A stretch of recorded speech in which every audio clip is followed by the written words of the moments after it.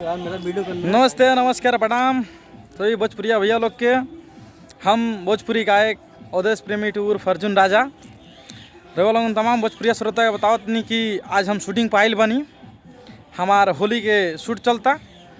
तो देखी रवा लोगन ये सुमन पार्क है दिल्ली में, देखी दिखाओ तनी हम।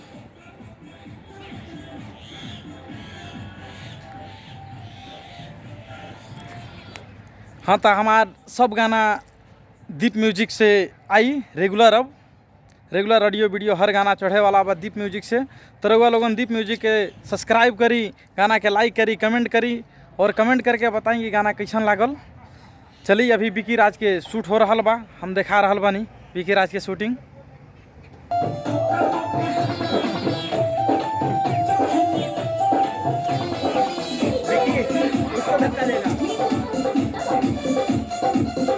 ये भाई